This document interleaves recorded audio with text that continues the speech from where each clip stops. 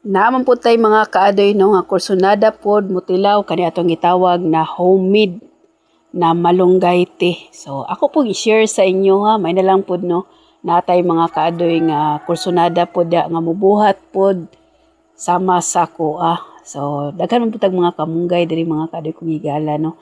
Pero ang uban jud mao lang pud sig pangayo sa atong buotan na silingan kay kuan na ba nato gamay na income, gamay pod nga negosyo.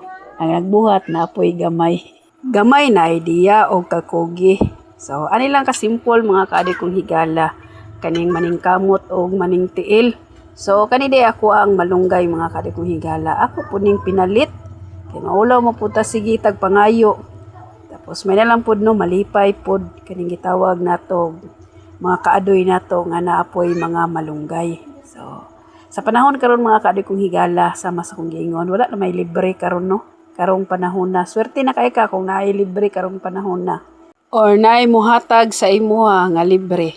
Katong first na kong buhat ani mga kaadoy kong higala na libre jud mi ato.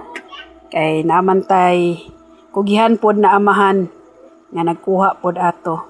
Pasalamat pod kong mga kaadoy kong higala no naapoy ni salig sa to ang homemade na malunggay tea. Dili na ako isa-isahon about aning malunggay tea kay tested and proven naman nino kung unsa ni kanindot gamiton kaning itawag nato malunggay tea.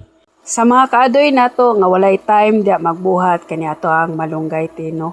Ay mo kaulaw always available ni diri sa kuha.